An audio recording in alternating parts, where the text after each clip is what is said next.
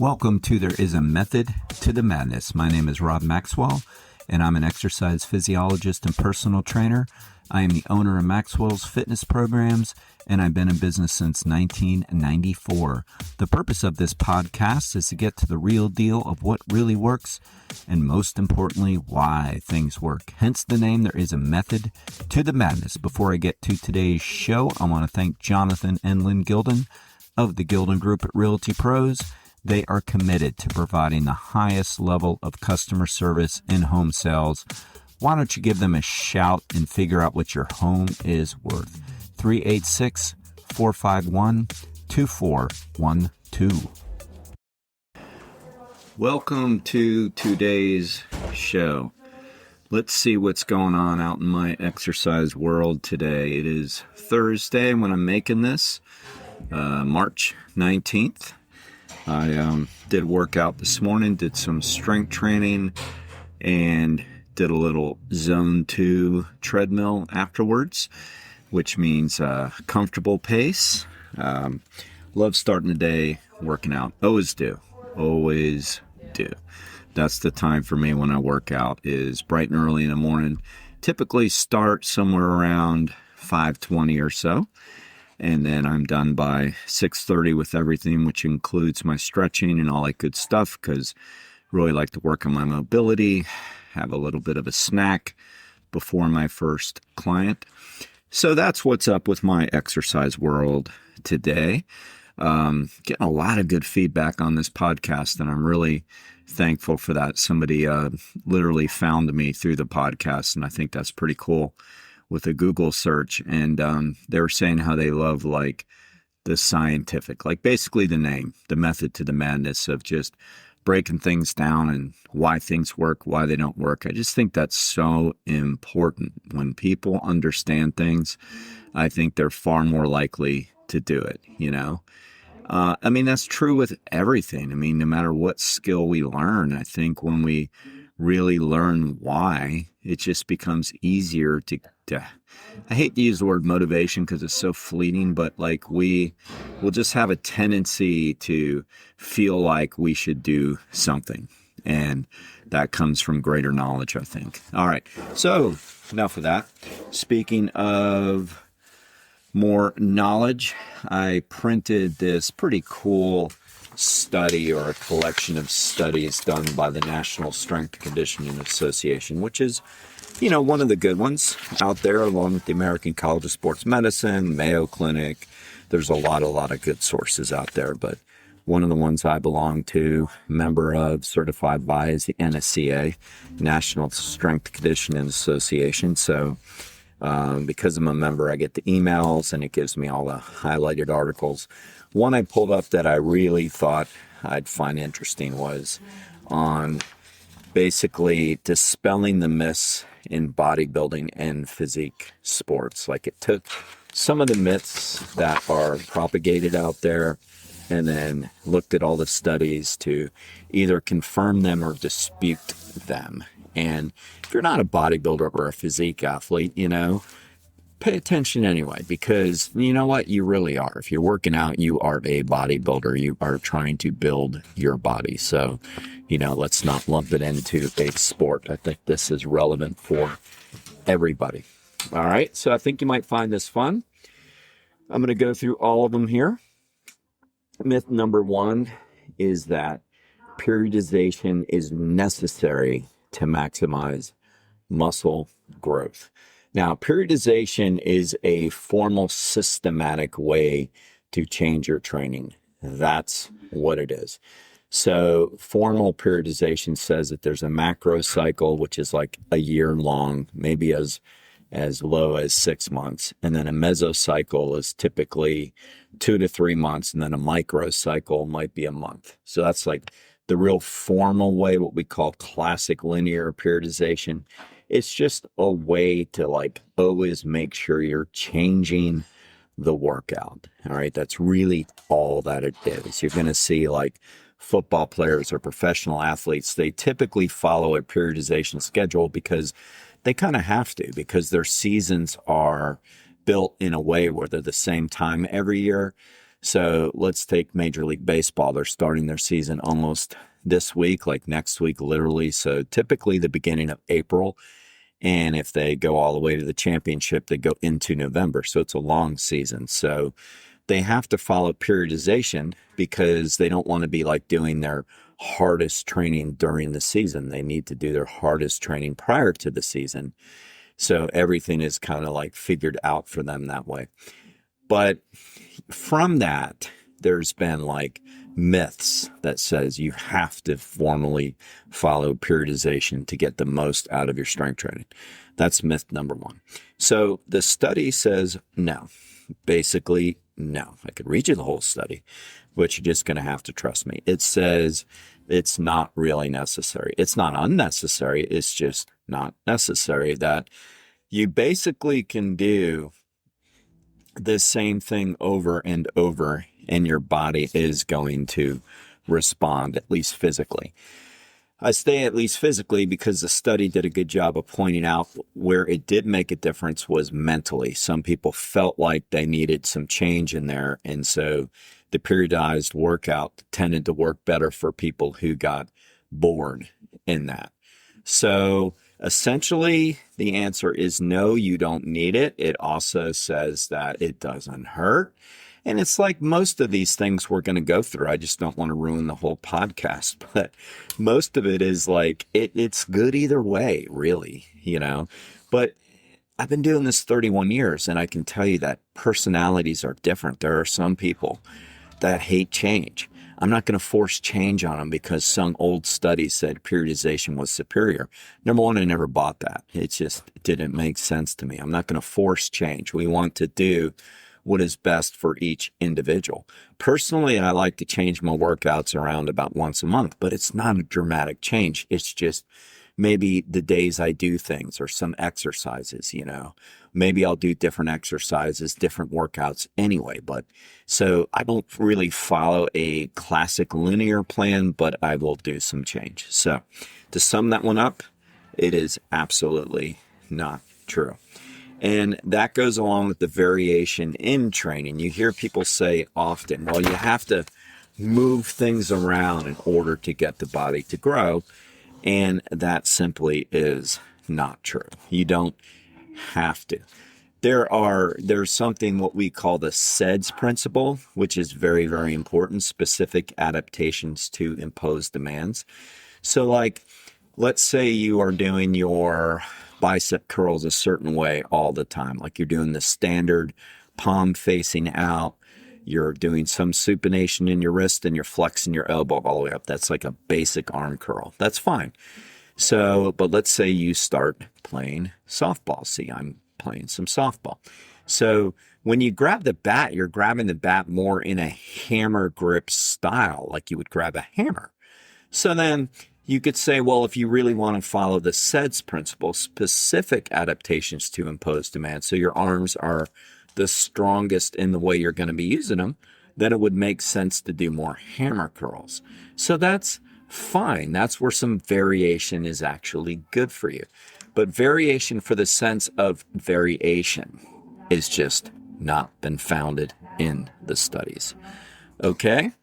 So the next myth is very, very similar to this one. And I can remember in the 80s and 90s, it was a guy named Joe Weider. He's a famous fitness influencer long before there was such a thing. He was the editor and owner of Muscle and Fitness magazine. He owned Flex magazine. He owned Women's Fitness magazine. He pretty much is the one that financially was responsible for bringing Arnold Schwarzenegger over to the United States to basically be his shrill for all of his products and stuff like that. So he's a big name in the bodybuilding world. But anyway, I mean, there's some good he did. Like everybody, there's some good, and then there's some things you almost kind of have to laugh at. One of the things I was laughed at was how he took common principles and put his name by it.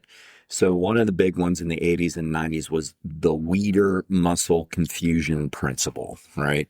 He had to attach his name to everything. And then he would talk about that. Basically, what he was trying to say was that you always needed to confuse your muscles for them to grow. I mean, that is giving them a ton of credit, more so than you could ever imagine. Like, do you really think your muscles are so smart that they need to be confused? I mean, they're confused anyway. They're just doing what you want them to do pretty automatically. So basically, it was just every time you train your biceps, you should do something different to confuse them. Like, instead of doing 6 reps on a normal basis, you're going to do 15, and you're going to switch the exercises. Every time you do your legs, you do something different. I mean, again, it's like periodization, but in reverse. It's total, like, it's mayhem. There's just no truth to that either. I mean, the studies show that you don't need to constantly confuse the muscles to get them to grow. Again, it doesn't hurt. I try to teach clients all the time that there's different ways to do things. Like, I have a very structured way that I train my clients. I have 2 basic workouts that I use for the majority of people. I have like a standard set of a circuit where we're doing a warm-up set or 2, and then we're going to do a main set to fatigue. Then I have more of a circuit that I put together where it's the multi-joint exercises, and we're doing multiple sets of the multi-joint exercises. It all works out to essentially the same thing, which is around 18 to 20 quality work sets done. In that, there'll be changes based on whatever, based on what's available, based on what I think they can do, based on what I think they're going to be best at. But we don't have to confuse it. We can simply make sure that we're training all of the major muscle groups, because that's the goal. I mean, that's what science comes down to with strength training, that we have to hit all of the major muscle groups in a week's time, and then how much volume we need, as I talked about last time, is very subjective. But other than that, the structure doesn't have to be there. It can be there. I have one guy, I hate to change anything because it really just messes with his head. He doesn't do as well. I have other people that if they do the same exercise for the same muscle group 2 times in a row, they're stale. So I know that at the end of the day, it's doing what is best that works for you. All right. Next myth is that every set has to be to muscular failure.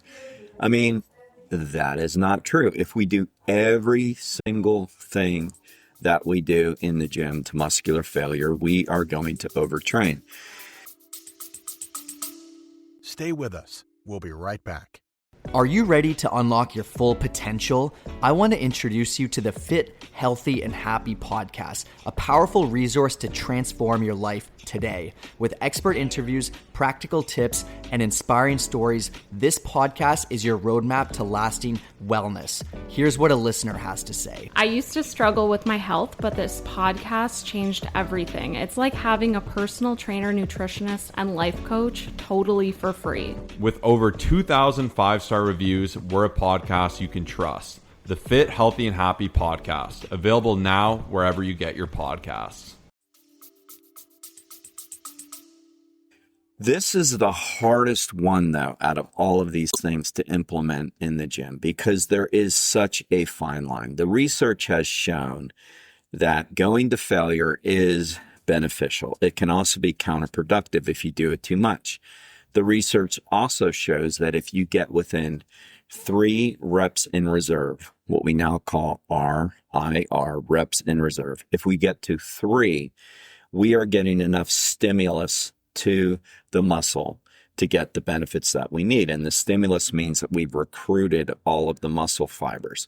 If we get within 3, we're going to get the benefits. This is what's hard, though, is where is that 3? Because everybody is different. It's easier for the individual to learn where that is and then be able to kind of coach themselves. I say it all the time. It's like, I get a good idea. Like, I've been doing this a long time, and I get a lot of credit for being able to really know. I can watch people's facial expressions. I can tell the tempo of the movement's changing. I can tell that they're maybe not going all the way up or all the way down. Like, I can tell when they're getting close to failure for sure. But the best way for a person to learn is to know themselves. So the bottom line is this. What that means is if you put a weight on any exercise And you can do 15. You cannot do 16. You can do 15. Like, you fail at 15. You get it up there barely, you pause for a second, and like you know you can't do another rep. Okay, that is failure. That is 15 rep max. So based on this research, it means that if you get to 12, you're getting enough of a stimulus to get the results. So it's a fine line you got to dance with, but you got to dance with it, because if you don't get close enough, I don't want to say it's a waste of time, but it's definitely a warm-up set. You're not going to get the physical adaptations you need to get stronger. You're just not. You're maintaining it, but you're not going to get stronger. If you're happy with where you are and you're happy with your strength levels because you want to work on other things like flexibility, cardio, whatever, great. But if you want to get stronger, we have to get within that level, or we're just not going to get the results. So the myth that everything has to be a failure is wrong. The myth that you have to do, or just anything is good enough, is also wrong. It's a little dance that you have to play and get as right as you can. All right. The next myth, I believe we're up to 4 here. Cardiovascular training will significantly reduce hypertrophy. I mean, that's been preached since the beginning of time, and this is probably a little bit of a longer one to go through. So what we call that now is we call that concurrent training, which means that you are doing both strength and cardio exercise as a regular part of your routine. And if you ask me as an exercise physiologist and personal trainer, you need to. I mean, if we really want overall fitness, which I've been preaching a little bit, and next week their emails are coming out talking about that, the components of physical fitness is body composition, muscular strength, muscular endurance, cardiorespiratory, and flexibility. So we really need all pieces of the pie, the 5 pieces of the pie, to be fit. So as a trainer, I'm going to tell you, you do need to do both. Now, the myth through the years, especially with bodybuilders, is that they shouldn't do any cardio because it's going to impede gains in strength. Well, overall, I'm going to give this one a caveat. Overall, the results show that that's a false myth, that you can absolutely do cardio and still gain strength. Now, for my clients out there that come to me that are on a routine of doing both cardio and strength, again, like I advocate for everybody, like, this isn't impacting you. If it may impact a few people that go, yeah, but I want to be a bodybuilder on a stage. Look, I get it. I've competed. I plan to do a physique competition in May, actually. So, I'm in this camp, and I can promise you, I still do my cardio. It's important. And the results show that if you do it right, you're not going to impede your strength gains. Like anything done too much, you're going to impede anything. That's why I said there's a caveat to this. The myth is false. You can do cardio. The key to it is if you are running all the time. Let's just take running because it really burns away the most energy out of all of them, unless you live out west and you're doing northwest, I should say, and you're doing cross-country skiing almost year-round. Nothing is going to impede into your recovery as much as running does. It just does. It's harder. No, I don't mean on the joints necessarily, but it's going to require more energy per minute than any other activity. For example, if I were to sit on an exercise bike and spin at a pretty good rate with decent intensity, I might be burning 6 calories per minute. That's okay. If I'm running on a treadmill, it's going to be closer to 11, 12 calories per minute. So it's like double. And you can look up where you'd be online or anywhere. You can come up with what we call the metabolic calculations, and it will show you just that. But the point is you're going to use more energy with running. So if you run all the time, like you're running every day and you're running at a pretty good intensity, yes, you're probably going to impede your strength and muscular gains for sure. But you don't need to do that to get the cardiorespiratory benefits. So what the study showed was if you keep it to a moderate amount, and especially the intensity, if you keep it more to like zone 2 training, which is the easy to moderate zone, you're not going to cut into your strength gains. One final caveat: you've got to eat enough to get muscular. Like, the way we lose weight is energy in has to be less than energy out, but it's the same for gaining weight and strength too. Like, you can't be on a restrictive diet and get stronger anyway. That's not going to happen. That doesn't mean you don't change your eating habits if you're trying to drop body composition. No, I'm not saying that. But I am saying that if you're basically not eating enough, you're not going to get stronger anyway. So if you're trying to get stronger and you're trying to do your cardio, you also need to make sure that you're eating a good balanced diet as well. So all of it comes down to food.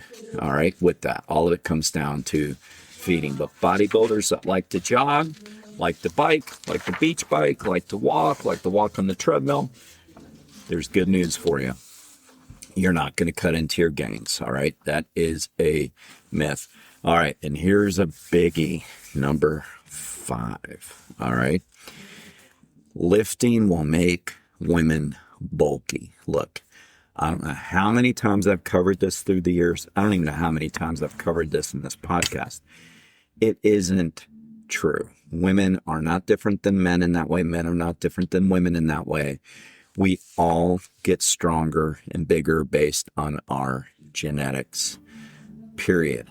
Actually, women have a far less tendency to gain as much bulk as a man because they are going to not have as much testosterone as a man. That's a big factor. The other issues are frame size, other hormones. I mean, it's really, really genetic. And then the other side of it is if women are more mesomorphic and have more natural levels of testosterone, or they're taking testosterone, then yes, they can get bulkier. But your style of lifting or whether or not you lift has nothing to do with it. You don't know how many times. Oh my God, if I had $1 for every time a woman has said to me in the gym, or men, men have said it too, but not as much. Like, well, I don't want to do that because I'm going to get bulky. It's like, let me tell you a funny story. All right. This podcast is pretty loose in format, right? Wasn't on my bingo card to talk about this, but I'm going to tell you a little story on this. Years and years ago, I was not even in this field yet. I was working out at a gym in New Smyrna, and there was a guy who was a known kind of meathead, took some steroids. I knew him, got along with him okay, but little on the nutty side. So he was watching the gym that day. I don't know why the owners felt like that was a good move to leave him in charge when they left, but they did. And a woman who actually was a hairstylist who used to work at a building close to our gym would, I knew she was a hairstylist. I'd see her, when you share a building with people, you see them pull up to work or whatever. But anyway, she pulls in and one day she walks into the gym and she goes up to the front desk and she's like, hey, I want to start working out, but, I don't want to get bulky, Well, for some reason, this guy was in a bad mood. He didn't have his Cheerios that morning. I don't know. He's always in a bad mood. But anyway, he just goes off on her in one of those roid rages, and he's, do you really think it's that easy? All you have to do is start lifting some freaking weights and you're going to put on muscle, or I train every day and I take illegal steroids, or he didn't say illegal, but something. He did say that though. He literally said, and I take these anabolic aids that I spend a lot of money for, ranting on her, how hard it is just to gain some muscle. Now, keep in mind, this guy was extremely muscular, but his point was he spends so much money, time, and effort to gain weight, muscle, and then somebody's just going to start lifting weights who doesn't even want to gain muscle will gain muscle. Now, as crazy and dysfunctional as his rant was, it is still so true. Just not the way you want to say it to somebody, right? There's better ways to explain to them that their thinking is false. But if you let that sink in, I think you can maybe gain the lesson there, right? Just think about that. People are going, guys are the opposite in many ways. They go out of their way to try to gain some muscle, especially that 17 to 28 year old, are just so obsessed with bigger arms, bigger pecs, and blah, blah, blah. Almost like a lot of women are, obsessed with being skinny. Like it's just the way it is. And both can be unhealthy. Like it really comes more down to be the best version of you can be, as I've talked about before. But if you think about that and how much effort and work it takes for them to do that, they're taking supplements. Some of them, unfortunately, are taking drugs.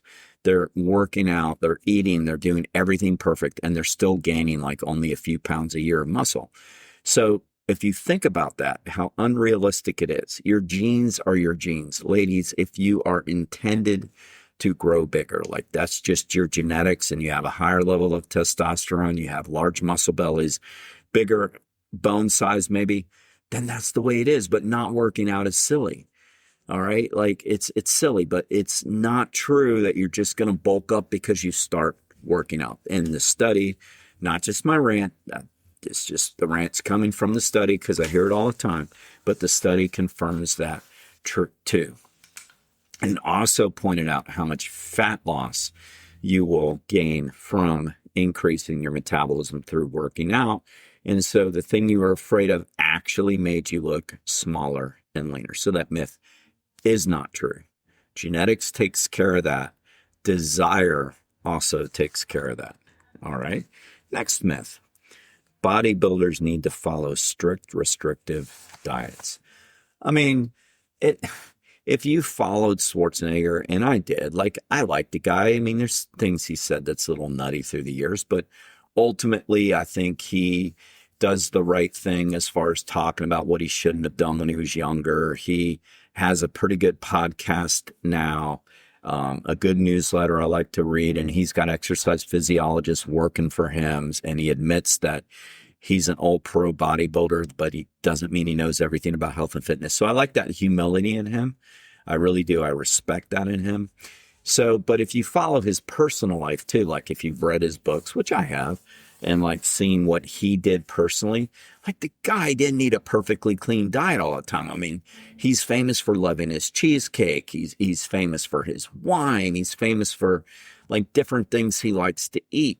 I mean, during show prep time, yeah, I mean, bodybuilders need to be on a fairly restrictive diet. And then some of them go bananas and in the off season eat what they want and gain 50 or 60 pounds and they get out of shape. That's not healthy either.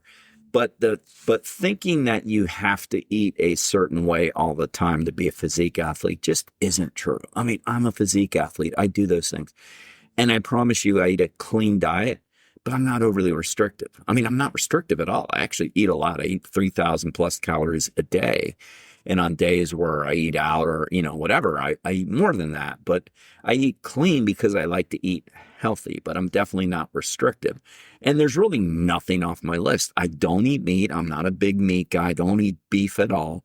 But that's just like my personal decision out of other reasons than necessarily health. But like I eat ice cream. I mean, I eat pizza. I mean, I eat these things, I just don't overdo it all the time. So that's a myth. The research proved it was a myth, that we don't have to be on these overly clean, restrictive diets. A quote that I've always said is, and since as far back as I can remember, I believe this and told other people, try to eat 80% good 80% of the time. That's what I try to do. Like if 80% of what I eat all day is really good, clean, healthy foods, and I do this 80% of the time in my life, I'm doing pretty darn good, right? It's about trying to manage our days, right? Make it manageable. When I see people go on real restrictive diets, they typically don't last. All right? Myth, you need to eat every 3 hours to gain muscle. Very simple. Not true. Like that came out of some studies that was done based on the thermic effect of feeding, which means that when we eat, we ramp things up about 5% for a very short period of time. And then people went crazy with it and said that you should eat every 3 hours and all this. Well, then the people that got into fasting like went the opposite way and were starving themselves for a certain period of time and then eating only during a window, intermittent fasting. The reality is on these studies, they lump that into, it's just not true. There has not ever been a perfect time in between. You have to know yourself. You have to know what works for you. But basically, calories in, calories out per day has been the thing that has really stood out. I mean, I like to eat 3 good meals a day with some snacks. That's what I'll do. I've been perfectly fine doing 3 square meals a day. I know some people that do 2. There isn't a perfect rhythm. So the studies have shown that it's not true as long as your blood sugar isn't dropping. Because if your blood sugar drops, you're not going to be able to do your work or whatever very well. You only know yourself with that. But there's not a perfect meal timing schedule. And it's how we eat is different for everybody. And the study confirmed that it comes down to what you do per day on a daily basis. Next one, that you have to consume a certain amount of protein right after your workout. Now, I've been guilty of that. I've been guilty of seeing some of the studies that have said that. Ultimately, the study finds that it is not true. It came down to having enough protein per day is what led to the greatest impact of protein. Now, is there anything wrong with having a protein shake after your workout? No, it gives you kind of like a little mental pick-me-up. Like there's nothing wrong with it, but the studies have shown like if you feel like you have to do it, it's just not true. What the studies again confirmed, and this number I've been telling people for a long time, is as long as you're consuming 1.6 grams per kilogram of body weight, which is going to work out to be about 75 to 80% of your weight in pounds if you want to figure it out that way. Like for me, I'm 168 pounds or so. If I consume 125 grams of protein, I'm getting the needed protein I need to help me recover from my workouts and everything else. So it's not nearly as much as some people think. But again, it's kind of like the reps in reserve to failure. Like it's very intricate. We don't want to be like, oh, no protein, because then some people like aren't eating any, and then some people eat too much. So we do want enough, but the studies confirmed that it does not have to be right afterwards. That as long as you are getting that 1.6 per kilogram of body weight during the day, spread out most likely, then you're getting enough protein. All right. Finally, fasting cardio burns more fat. Oh man, it's not fun. I got more than that. It's all right. This is going to be a long podcast. Fasting cardio burns more fat. Fasting cardio means that if you do your cardio on an empty stomach, you're going to burn more fat than if you didn't, like if you had a snack before or whatever. Simply not true. Again, we're trying to micromanage all these little details of things. And so often we're just like not understanding the common sense. Like, do animals do that? Do other animals do that? Like, we're really trying to make this all down to a science. And it is a science, but the science says everything comes back to the amount of energy in and energy out that we expend and bring in on a daily basis. So there's no truth to it. You also don't have to eat ahead of time. It's what works for you. If you eat too much before you do cardio, you're probably going to throw up, right? I mean, it's kind of like common sense. And maybe you find like in the morning, if you don't eat and you go, you don't feel as good. You don't feel as energetic. Do it for that reason. Do what feels right to you. But there is no truth to fasting cardio burns more fat. All right. This one is the final one. And this is like, oh my God, it's not. There's 2 more after this. Muscle turns into fat if not used. Do I really even have to talk about that one? I mean, I hope everybody now in 2026 knows that that's completely not true. I mean, growing up, I'm 60. So growing up, we used to hear that all the time. Oh, that big guy, wait till he's 60, my age. he's going to be fat because of all that muscle. And, you know, I don't know. I don't think any part of me ever believed that. But I mean, a lot of people did. Muscle doesn't turn to fat, and fat doesn't turn to muscle. All right. It's completely different tissues, muscle tissue, fat tissue. When that big guy quits working out, which he shouldn't, but if he does, he's just going to shrink. The muscles are going to go away. That's called atrophy. Hypertrophy is the opposite of that, muscle gain. So when you see some of these guys who are huge, and then you see them a few years later or 10 years later, like football players, oh man, they're kind of skinny. That happens sometimes. I can think of some guys that played in the NFL that were massive when they played, worked out all the time, maybe got tired of that regimen, maybe other things, whatever, but they were just smaller. And you go, but Rob, some of them get fat. Yeah, because they quit working out, they quit playing, and they eat too much.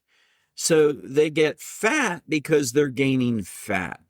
The muscle doesn't turn to fat. They just stop all the activity they used to do. They quit working out and they gain fat because they're not doing nearly as much as they used to, and they still eat as much. That one is so simple. And finally, I can turn my page. This one's also silly. Myth, creatine is a steroid. I don't know who started that one. I mean, creatine is not a steroid. It's a completely different molecule, all right? Creatine phosphate is a high energy phosphate that resides within your cells. It's the only compound small enough that your muscles and organs can use for energy. So we literally store it in our cells. Steroids are hormones made in the endocrine system, completely different animal.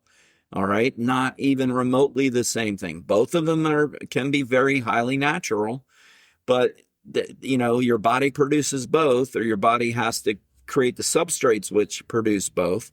But creatine is not a steroid. Creatine is a safe, effective supplement as long as your kidneys are good. As long as your kidneys are good, to help you build muscle, but it is not a steroid.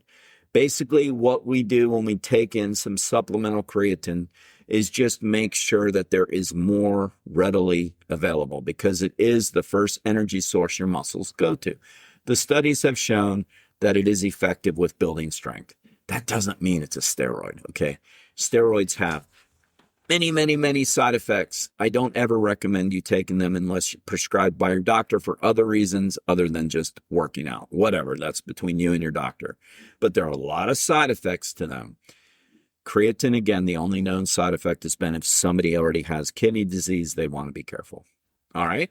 So I think that was fun. I really like doing these. It just reiterates what I already know. Hopefully it's preaching to the choir. Hopefully you knew these things. And thank you for listening. I know today was a longer one, but it was fun. And by the way, you can cut them in half if they're too long. All right? So until next time, be Max Fit and be Maxwell. All right. Thank you, everybody, for listening to today's show. I really appreciate it. I want to remind you to please hit automatic download. It really helps me and it helps the show. And now I'd like to thank Overhead Door of Daytona Beach, the area's premier garage door company. They have the best product and the best service. I personally vouch for Jeff and Zach Hawk, the owners. They are great. They're going to get you exactly what you need. So if you have any garage door needs, give them a shout at 386-222-3165. And now I'm very excited to add another sponsor. ProCharge Liquid Protein Enhancer has joined the team. And let me tell you, they are a great product. I pop one after a workout.